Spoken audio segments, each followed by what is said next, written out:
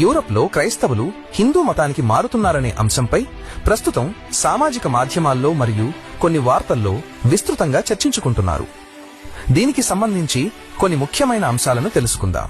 Europe గడ్డపై ఒక అంతుచిక్కని నిశ్శబ్ద విప్లవం మొదలైంది. ఒకప్పుడు క్రైస్తవ సామ్రాజ్యానికి కంచుకోటలా ఉన్న ఆ దేశాల్లో ఇప్పుడు ఏదో మారుతోంది. అది బాహ్యంగా కనిపిస్తున్న మార్పు కాదు, అది ఒక ఆధ్యాత్మిక సునామీ.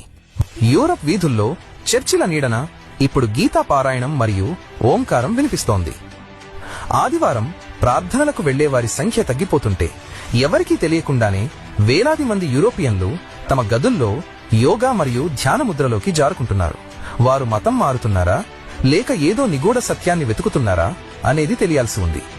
జర్మనీలోని రహస్య ల్యాబ్లలో, యూనివర్సిటీల్లో శాస్త్రవేత్తలు బైబిల్ పక్కన పెట్టి వేదాలను విశ్లేషిస్తున్నారు. రోజురోజుకి పెరుగుతున్న మానసిక ఒత్తిడికి ఆధునిక వైద్యం సమాధానం చెప్పలేకపోతుంటే వారు 1000 ఏళ్ల నాటి ప్రాచీన హిందూ మంత్రాల వైపు మొగ్గు చూపుతున్నారు. ఆ మంత్రాల్లో ఉన్న వైబ్రేషన్స్ వారి మెదడును ఎలా ప్రభావితం చేస్తున్నాయో చూసి సైన్స్ కూడా విస్తుపోతోందట. యూరోపియన్లు ఏ రోజు కంటికి కనిపించని దేవుణ్ణి నమ్మలేదు. కానీ హిందూ ధర్మంలోని అహం బ్రహ్మాస్మి అనే సూత్రం వారిని ఉలిక్కిపడేలా చేస్తోంది. నేను పాపిని అని నమ్మే సంస్కృతి నుండి నేను పరమాత్మను అని తెలుసుకునే మార్గంలోకి వారు అడుగు పెడుతున్నారు. లండన్ నుండి హంగేరి వరకు, రష్యా నుండి పోలాండ్ వరకు తెల్లవారుజామున 4 గంటలకే నిద్రలేచి నుదుట తిలకం దిద్దుకుని హరే కృష్ణ అంటూ నాట్యం చేస్తూ వేలాది మంది శ్వేతజాతీయులు కనిపిస్తున్నారు. ఇది చూస్తుంటే ఒక భారీ కల్చరల్ షిఫ్ట్ జరుగుతున్నట్టు అనిపిస్తుంది. ఇక్కడ ఎవరూ వచ్చి వారిని మతం మారమని బలవంతం చేయడం లేదు, ఎవరూ డబ్బులు ఇవ్వడం లేదు. అయినా సరే వారు వేల కిలోమీటర్ల దూరంలో ఉన్న భరతఖండపు ఆచారాల కోసం ఎందుకు పరితపిస్తున్నారు?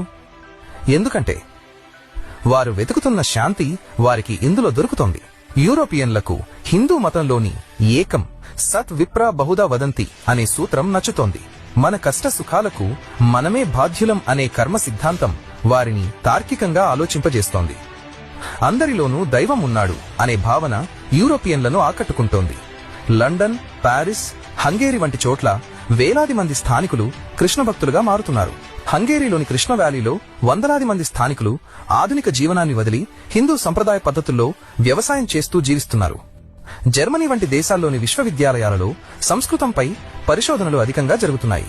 యూరప్ భవిష్యత్తు ఇప్పుడు ప్రాచీన భారతదేశపు సనాతన ధర్మం చేతుల్లో ఉందా? చర్చిల గోడల వెనుక వినిపిస్తున్న ఆ ఓంకారనాదం దేనికి సంకేతం? ఇది కేవలం మతం మారడం కానే కాదు, ఇది ఒక ఆధ్యాత్మిక మేల్కొలుపు.